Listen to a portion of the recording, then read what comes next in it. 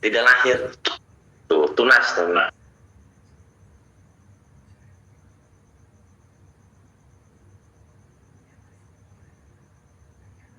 Yazharu wujuduhu, lalu dia muncul, manifest, muncul. Wujuduhu, eksistensi dirinya yang bukan fisik. Ada pertumbuhan spiritual. Wa ulumuhu, dan muncul ilmu dalam dirinya. Tunas, namanya itu tunas. Sampai akhirnya menumbuhkan daun tinggi. Nanti ada batang, ada buahnya, ada bunganya, nanti buah. Ada buahnya dilempar orang. Ya kayak gitu. Resiko kalau berbuah kan gitu, dicolong gitu. Allah, tidak resiko.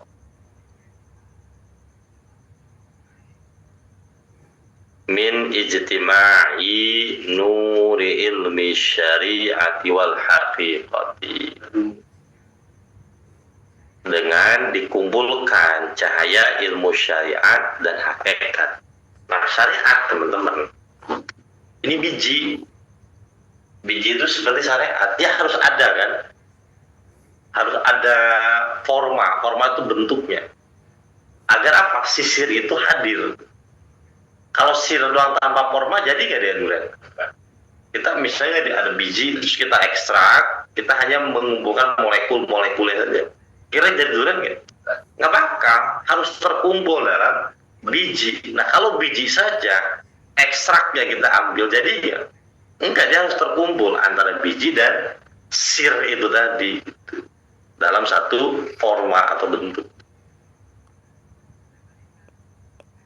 Li'anal walada, karena sesungguhnya kelahiran la yahsulu, tidak mungkin berhasil, illa manijtama'i, illa min ijtima'i, kecuali dari bergabungnya nutfataini, dua nutfah, minar rozuli wal mar'ati, dari laki-laki dan perempuan, harus terkumpul dalam satu tempat, namanya sel induk telur, baru muncul manusia.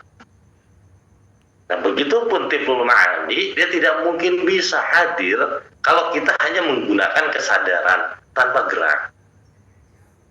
Itu nggak mungkin. Jadi semakin sadar, semakin bagus geraknya. Jadi tanda kesadaran kita bagus, geraknya semakin bagus.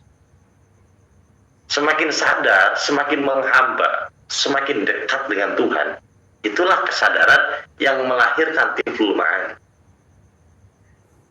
Jadi di sini ada dua diametral yang amat sangat susah digabungkan saat ini tuh. Ada orang kesadaran sama orang syariat. Jadi seolah-olah nggak ketemu kan? Padahal dia harus bertemu untuk apa, melahirkan tiflul ma'ani ini tadi. Maka kata Imam Malik, guru dari Imam Syafi'i, wa man jama'a bainahuma faqad tahaqqaqa, barang siapa yang mampu menggabungkan antara syariat dan hakikat, maka orang tersebut akan mendapatkan buahnya. Faqad tahaqqaqa, maka orang tersebut benar gitu ibaratnya.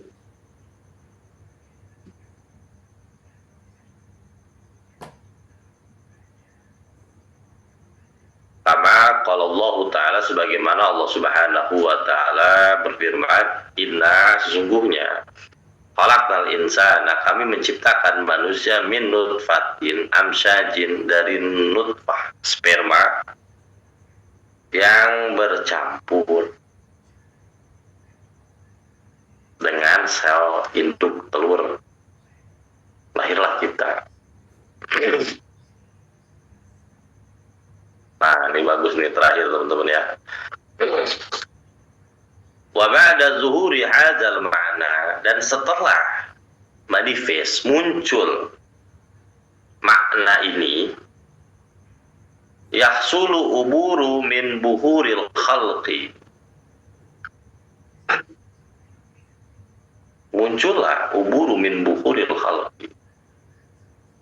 Dari ya yahsulu itu muncul, uburu dia nyebrang gitu. Min dari buhurul khalqi, dari lautan ciptaan, ila kuril amri, menuju kuur tuh palung gitu, amri urusan. Yang tadinya dia hanya melihat si durian ini, dia mampu menyeberang menuju sirnya.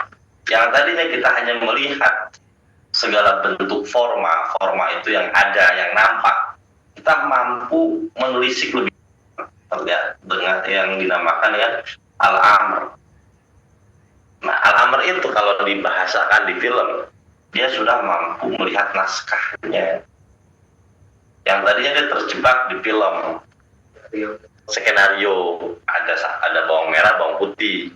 Kita terjebak oleh pro dan kontra, suka dan tidak suka. Nah, kalau kita sudah lihat naskahnya, nggak ada rasa kan? Nah, itu masuk pada kekosongan kan? Jadi dia mampu menyeberangi dari lautan ciptaan menuju palung al-amri. Itu naskahnya sudah dilihat sama dia. Langsung behind the scene. Behind the scene-nya dia ngelihat. Nonton film horor masih takut berarti 2-0 gitu. Nggak tahu. Coba yang sutradaranya suruh nonton film horor takut. Ketawa tahu kan prosesnya di balik itu semua. Make up-nya aja nggak takut. Yang make up ya. Yang takut siapa? Yang nggak kenal. Dia masih terjebak di buhuril khalqi, lautan ciptaan.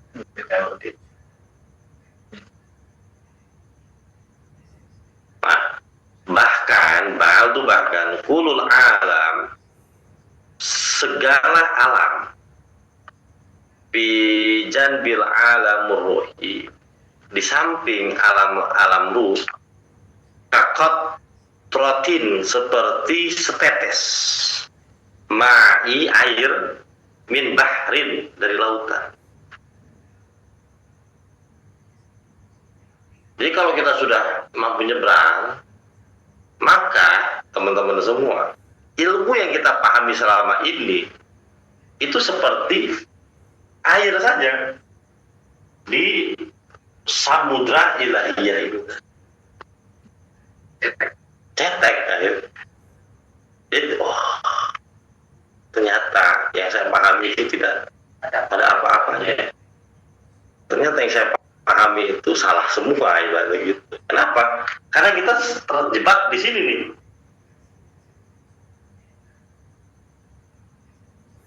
Terjebak disuka atau tidak suka, terjebak jelek, buruk, segala macam, kita terjebak di sini. Nah, ini namanya alam dualitas. Kesadaran atau spiritual adalah nyebrang menuju sini. Nah, kalau kita sudah nyampe sini, naskahnya bisa kita buat sendiri. Naskah itu bisa kita buat sendiri, ibaratnya gitu. Nggak begini juga nggak apa-apa ternyata. Sini sama bawang merah, bawang putih itu bisa temenan kok sebenarnya kalau di sini. Nah, kita terjebak, ini harus musuhan. Nyampe sini ternyata bisa temenan. Bawang tinggi. Bawang tinggi ibaratnya. Oke. Sekali ngomong punchline aja. Saudaranya udah parah ini. Saudaranya udah parah. Jadi bawang goreng langsung.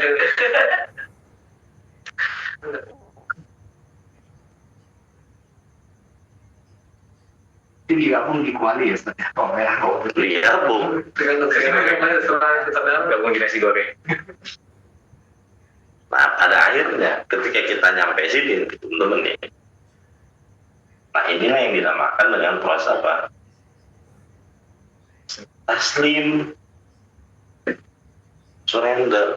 Inilah Islam sebenarnya. Islam itu orang yang sudah nyampe sini, padahal dia taslim. Oh, ternyata nggak ada apa-apa ya.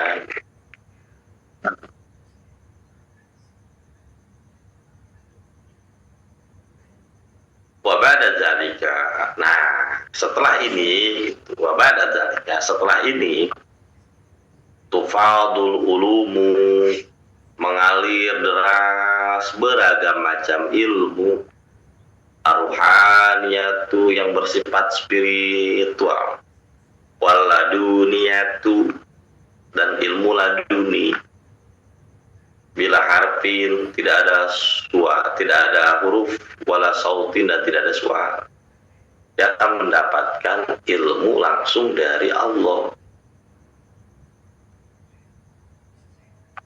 Jadi kalau orang lain melihat segala sesuatu itu begini, misalnya ini, saya nih, melihat dunia itu kan gini nih, setara. Ini pasti akan dimasukin suka, tidak suka, benci, segala macam. Tapi kalau Isep sudah melihat dunia dari atas, ini dunia nih, maka dia sudah mampu melihat segala sesuatunya gitu, secara utuh dan menyeluruh. Akhirnya pelajaran sebenarnya di gelombang satu, agar teman-teman mampu melihat dunia itu dari atas, tidak lagi sejajar. Karena kalau teman-teman bisa lagi di jalan sejajar, di belakang kita di belakang truk, nggak kelihatan, ngebul, ya kan? Kamar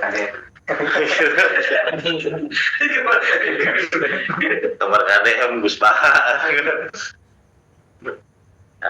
Nanti teman-teman dapat itu namanya ilmu ladunia. Nah sebenarnya teman-teman, ilmu ladunia itu ada di antara teman-teman yang sudah dapat, cuman tipis-tipis lah gitu ya, irit apa juga dipirit gitu, kalau bahasa mereka tuh dipirit tuh Bang Ferry, dipirit.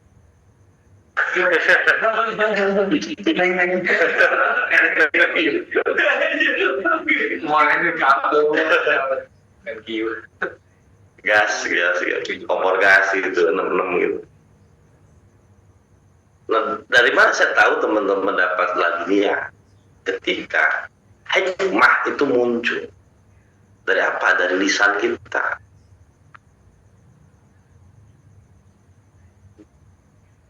Nah nanti teman-teman makanya ada penugasan. Kenapa sih kita bikin website? Kenapa kita bikin website? Saya ingin mengetes laduni yang ada dalam diri teman-teman berbentuk tulisan. Kamu dapat itu kan? Tiba-tiba tuh ada ilmu yang hadir, tidak kita pelajari, tapi dia langsung masuk ke dalam diri kita. Nah, itu ilmu laduni sebenarnya. Nah kalau teman-teman kembangin terus, ini nanti laduni itu menjelma menjadi satu endapan dalam diri kita. Dia sudah menjadi gerakan. Karena laduni itu tidak bisa digenggam, tidak bisa dibungkam. Ditampung, dia nggak berontak deh. Dia berontak.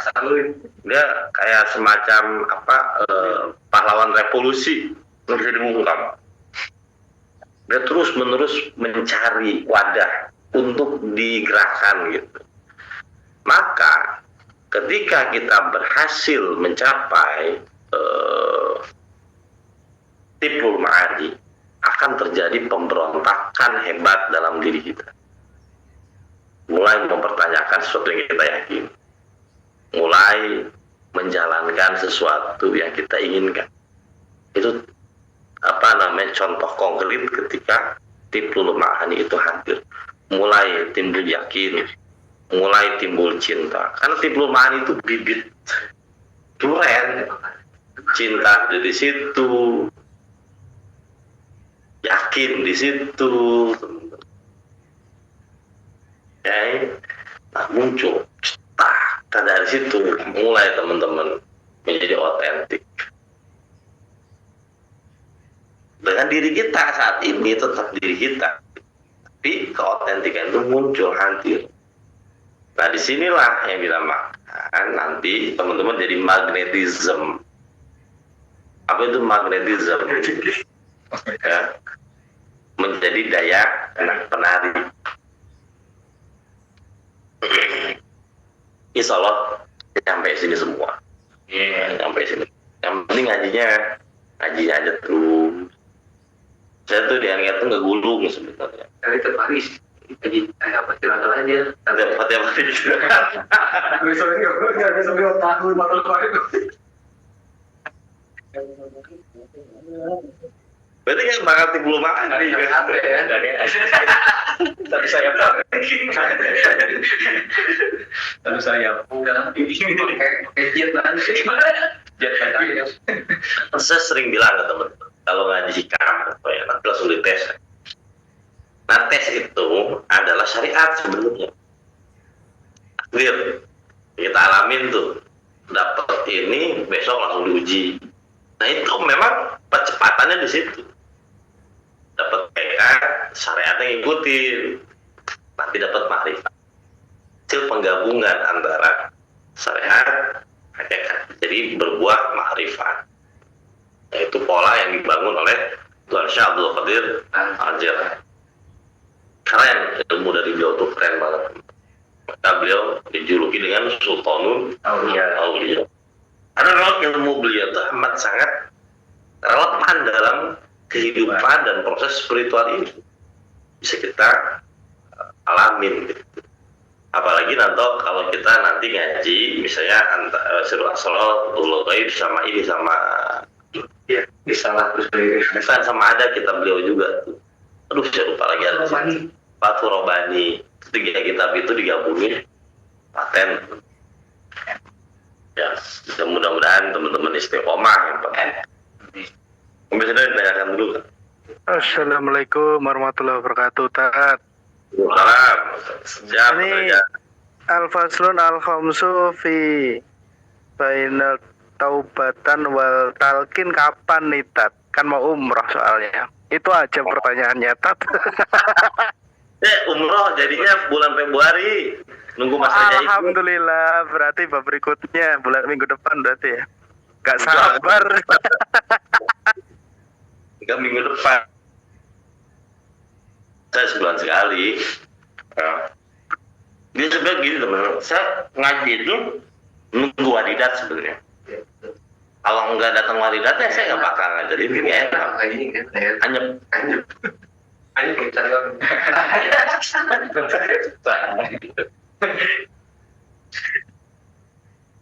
nah, nanti secepatnya ya di bulan Desember berarti ya 2 minggu lagi kan. Saya ngaji ini bayani taubat buat talqin. Soal saya begitu menjelaskan apa agak aneh ya, nyolnya ya. Ini bisa prematur nggak sih?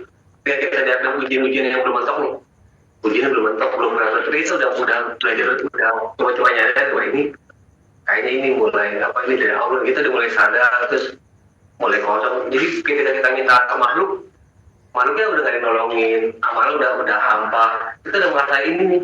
Tapi kayaknya ujiannya tapi nggak berat-berat amat. Itu harus mentok nggak sih ujiannya? Apa emang ujian kayaknya kalau kita sadar bisa lahir juga coba? Bisa. Kita sih mikir juga apa harus mentok dulu, orang-orang yang mentok justru kalau orang yang telat sih bilang malah. Dinunggu dia anjurin nggak bisa juga kan nggak usah kayak itu lah.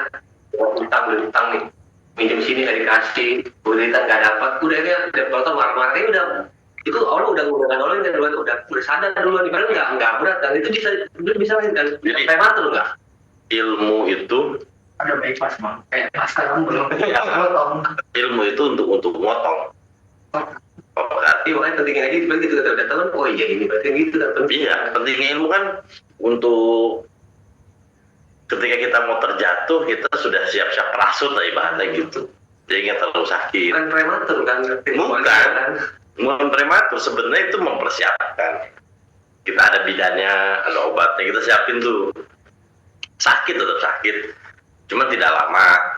Pasar lah. Ketika dia sama diuji tapi dia tolong, sama Allah dikasih pertolongan dalam manusia, gagal lagi. Memang udah dipilih sebenarnya ya, memang ya. Iya. Memang Allah yang nggak ditolong kan. Begitu kita ditolong malah rugi ya, malah gagal ya. Jadi ada kalanya orang yang sudah terjerembab dalam musibah itu juga pada akhirnya tidak menjadi satu ilmu, dia hanya jadi pengalaman saja. Paham ya? Jadi pengalaman doang aja tuh, dia ngalamin proses itu, tapi dia tidak menyadari dia tuh harus kemana. Nah, pentingnya guru tuh ngajarin sebenarnya. Setelah lu lahir, gue mandiin, nanti lu bisa jalan merangkak gitu tuh. Guru tuh nemenin itu aja sebenarnya. Ya kalau kebanyakan di kita itu banyak takdir tapi tidak mau dituntun. Meski banyak darahnya udah cuekan. Banyak darahnya udah jalan-jalan gitu ibaratnya gitu. Pak Ustadz mau nanya, Maka silakan. apakah pemahaman saya ini salah atau benar ya? Saya juga bingung. 10 tahun yang lalu dalam kitab Minhajul Abidin, hadis yang diriwayatkan oleh Muaz bin Jabal, ketika amal seseorang itu diantar oleh malaikat Tapadok ke langit sampai menembus langit ketujuh. Kan ke langit pertama dijaga sama malaikat Jibril sama Kibri, dan sampai langit ketujuh lolos amal.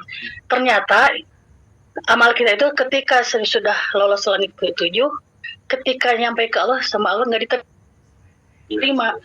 Jawaban Allah gini, wahai malaikat, kembalikan itu amal itu ke pelakunya karena amalnya untuk dirinya.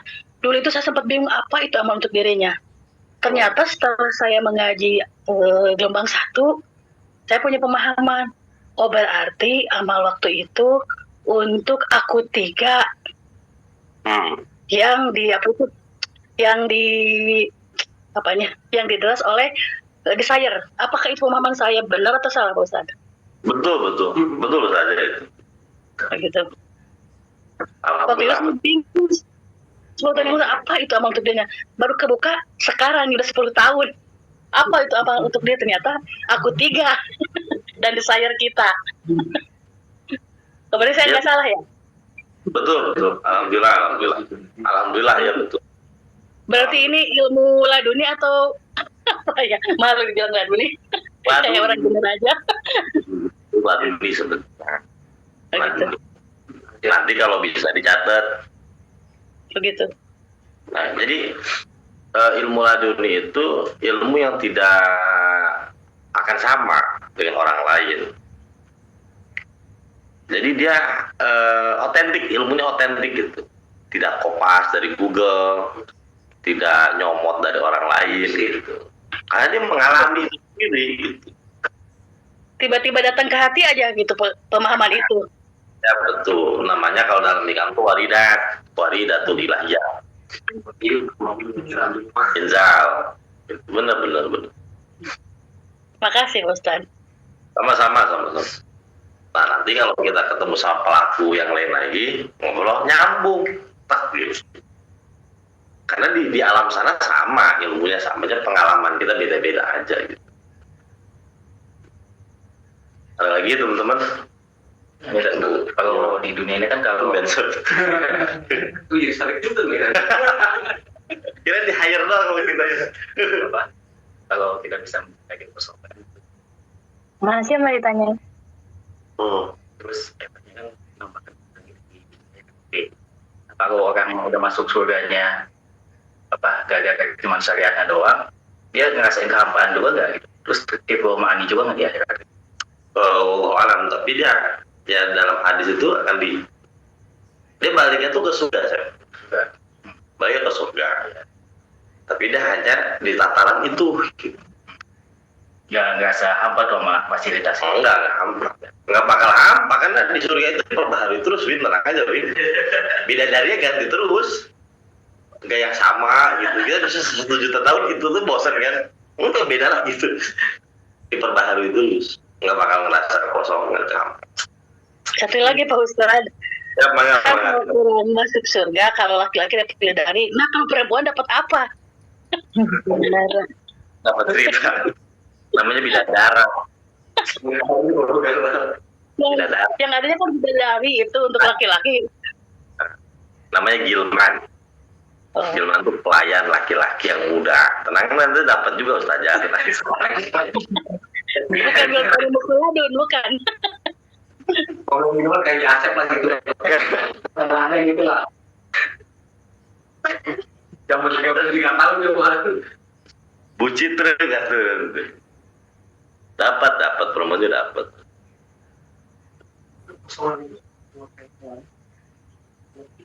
Gimana kesoalan sama apa? itu dua hal yang berbeda dan sama. Sama, Itu dalam keadaan sipil. masih.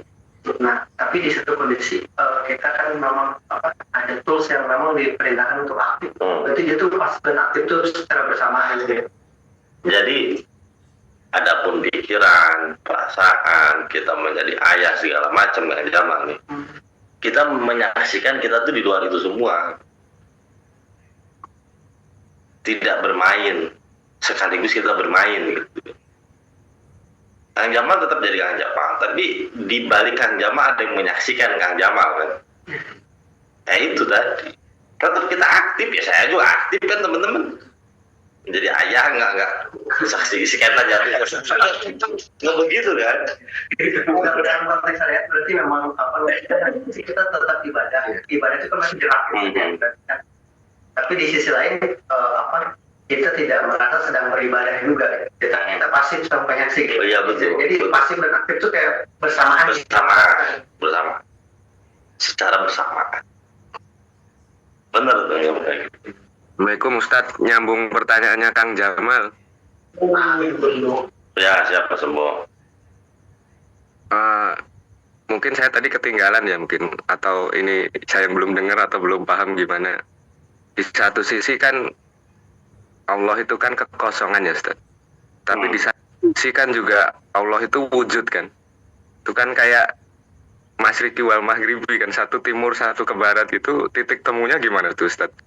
Di satu sisi kita menyaksikan, di satu sisi kita juga bermain.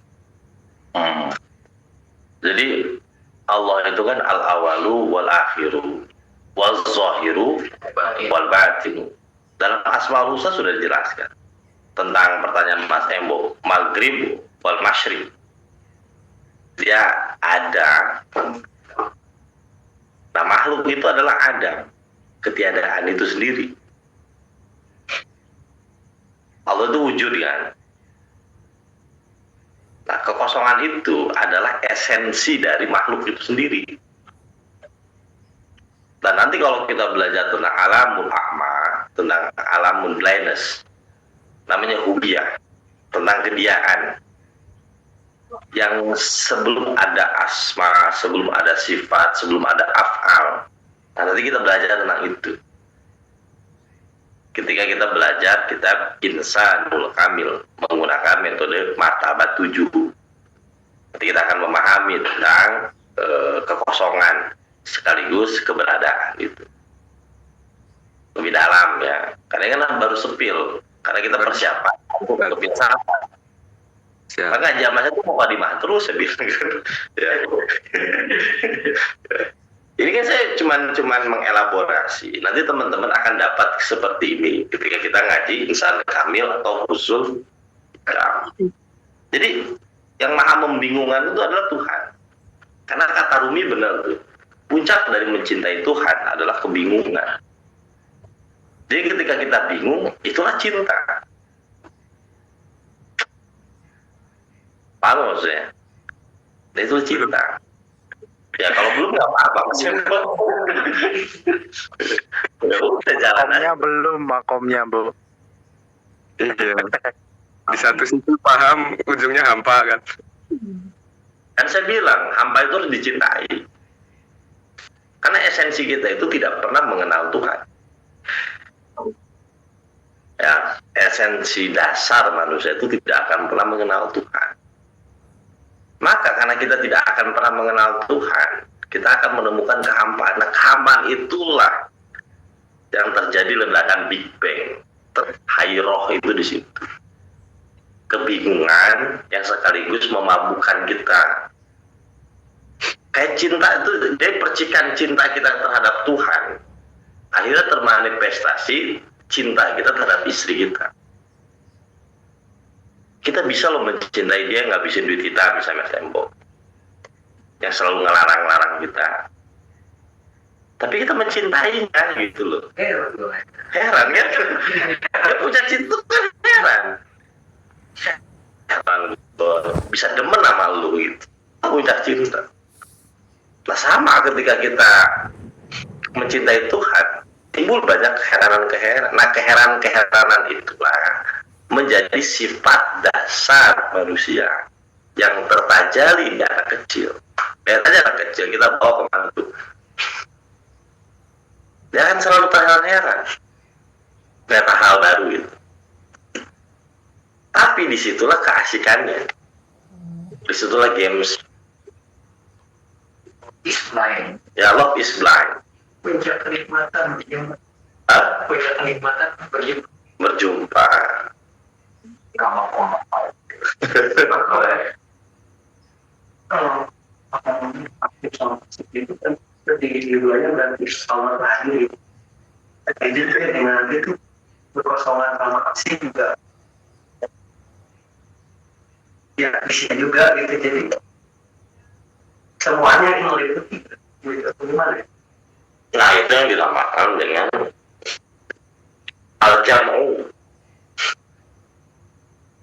Al-jam'u itu penggabungan antara kosong dan isi itu di situ-situ juga, antara bako dan panah di situ-situ juga.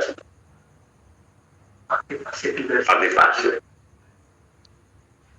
Dia berada di satu saat yang sama.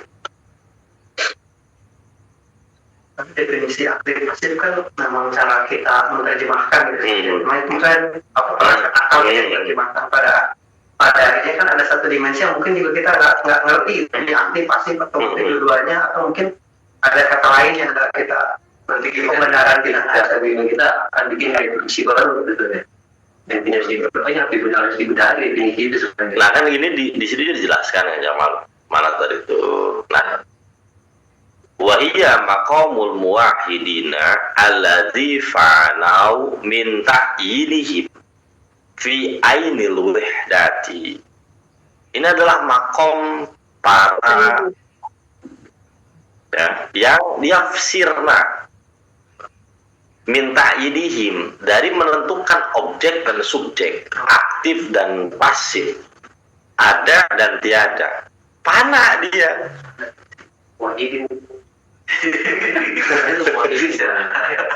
Nyatukan. Sekarang itu berarti begitu ya. Sekarang itu di situ Kang Jamal. Di situ. Ya, tergantung. Kan kita lanjutin lagi nih, kita lanjutin lagi ya.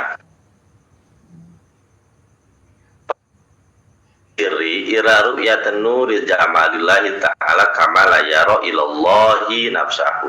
Nah, pas ini nih, faija intala'at samsu fihi, apabila dia dipenuhi oleh matahari di dalam dirinya, fala jaroma, maka tidak diragukan lagi. Anal insana, sesungguhnya manusia la yara nafsahu, dia tidak mampu melihat dirinya bimuqabalati, dengan dihadapkan oleh keindahannya Allah, ligolabatil khairati, didominasi oleh kebingungan, wal mahwiyati, keterpupusan di nafsi dalam. Jadi teman-teman ketika mengalami puncak kebingungan itu, itulah yang saya maksud dengan fana. Nikmati kebingungan itu, jangan mencari jawaban, karena nggak bakal ada jawabannya, karena dari Allah itu. Dua rasa ya? Apa? Dua rasa. Dua rasa. Siapa nih?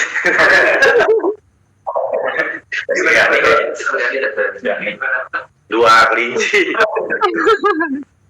Paham nggak Jamal ya? Nggak paham juga paham kita juga. Dua rasanya nggak bisa dijelasin. Jelas. Rasanya nggak bisa dijelasin. Ya rasanya tidak bisa dijelaskan, hanya bisa dirasa. Karena rasa itu bukan dijelaskan, tapi untuk dirasa namanya juga rasa. Dirasa.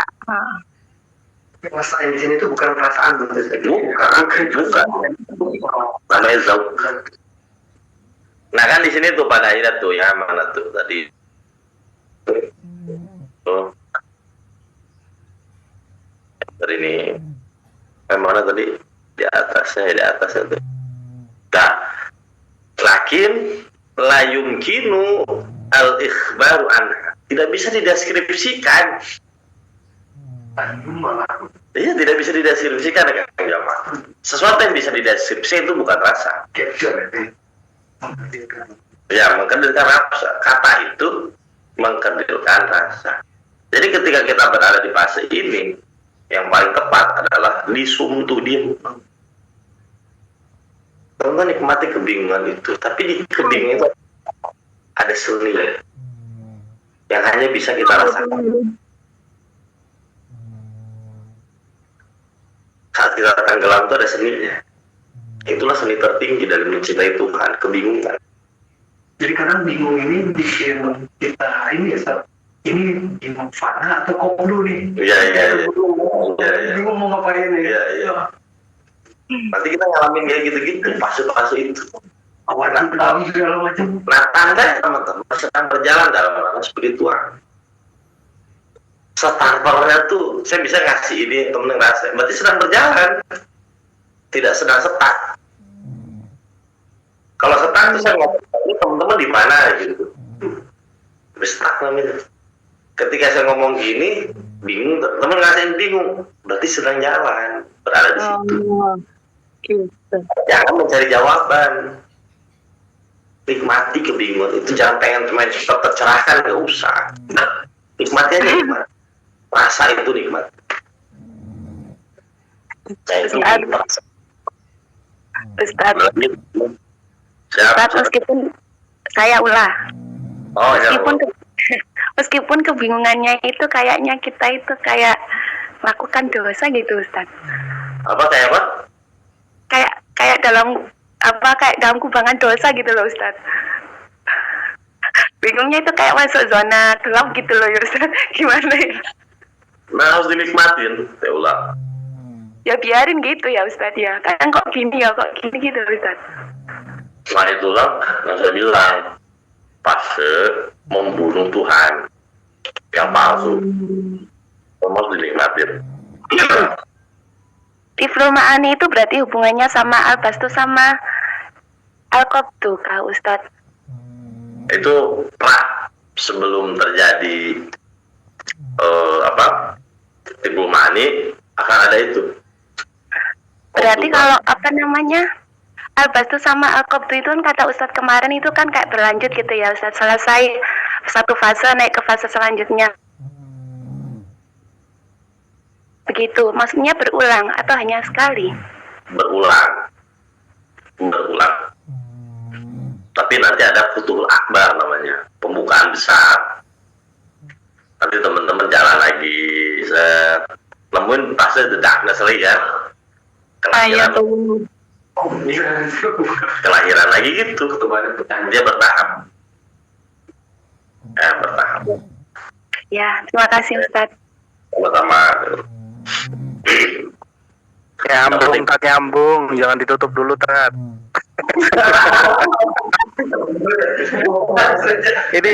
ini soalnya peringkasan dari fisika kuantum dan biokimia fisiologi tubuh dalam satu waktu pelajaran satu bab ini, Tat.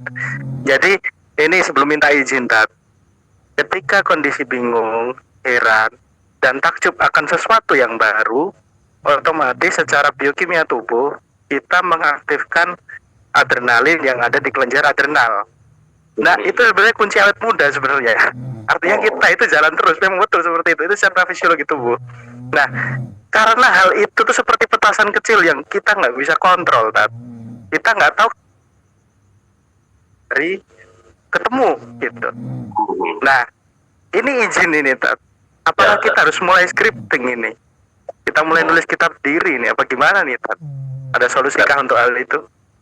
Sebelumnya saya tuh di bulan puasa tuh sudah wanti-wanti teman-teman beli kitab yang gede untuk nulis. Cuman nggak pada nurut masalahnya. Alhamdulillah, Tat, kekecilan saya, Tat, kayaknya itu kitab. Saya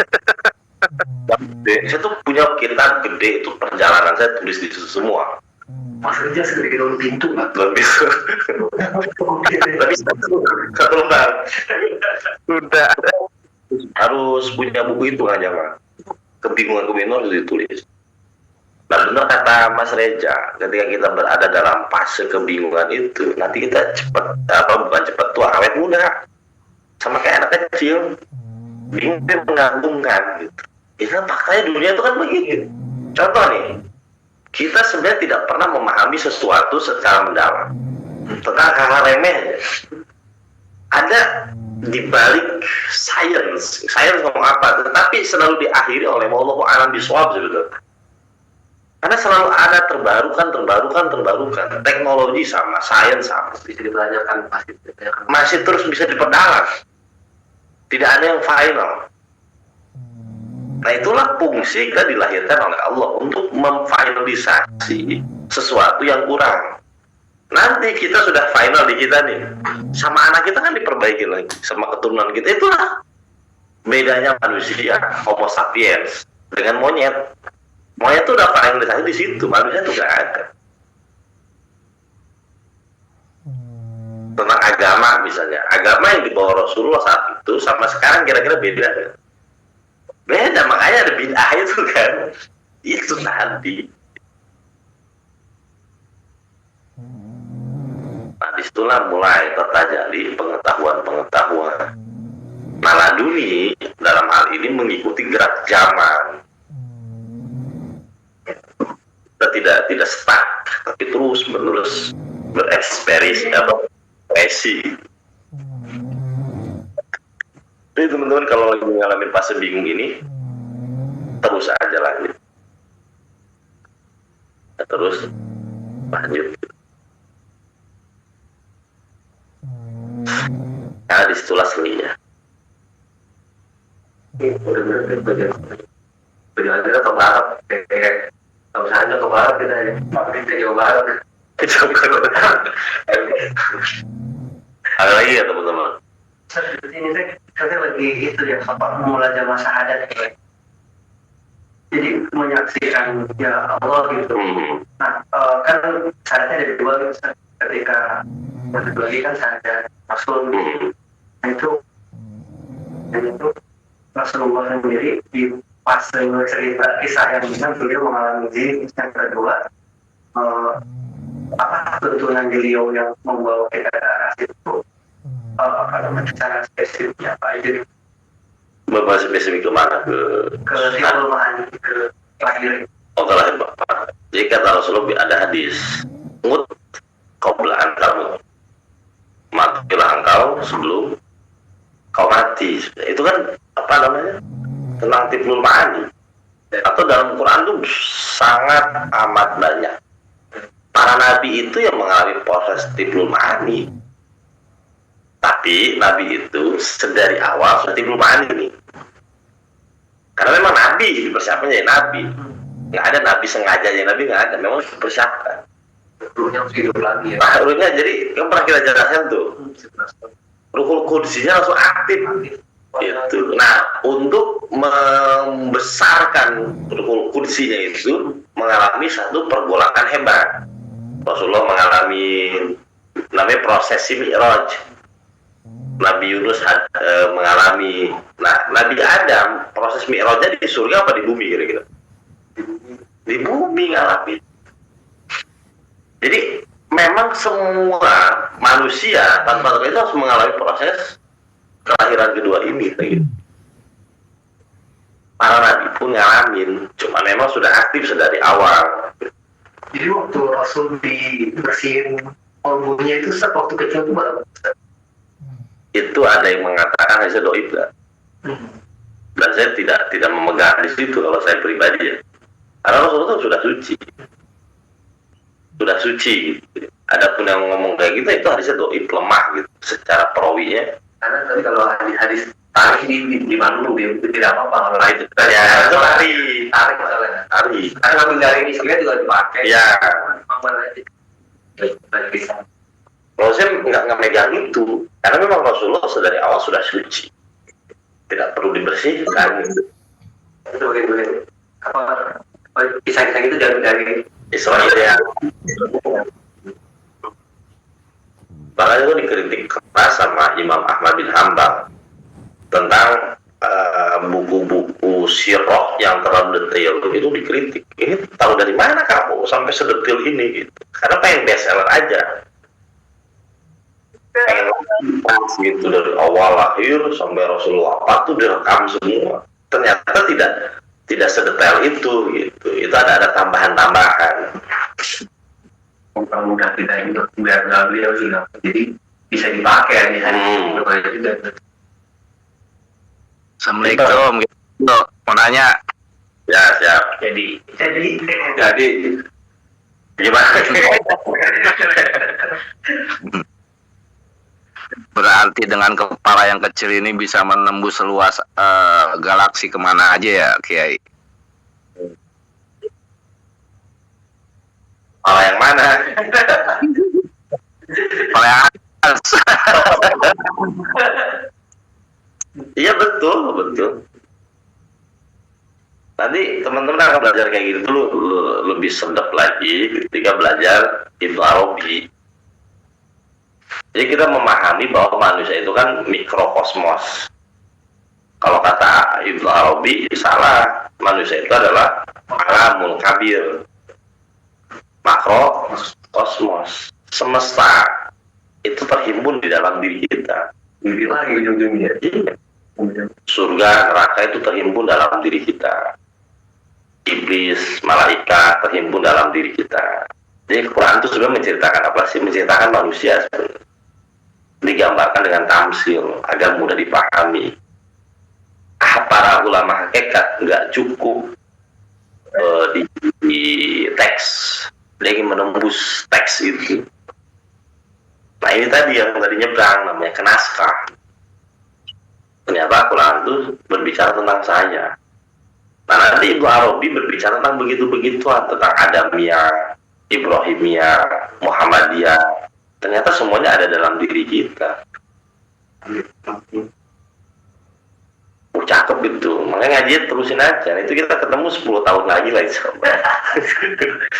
Nggak apa 3-4 tahun lah kalau insya Allah ngaji itu. Cuman kan memang harus ada pendekatannya. Makanya kita ngaji filsafat segala macam gitu.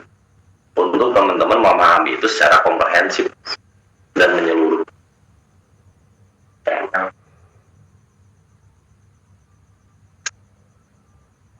Jadi Quran itu mengisahkan kita sebenarnya tentang perjalanan itu.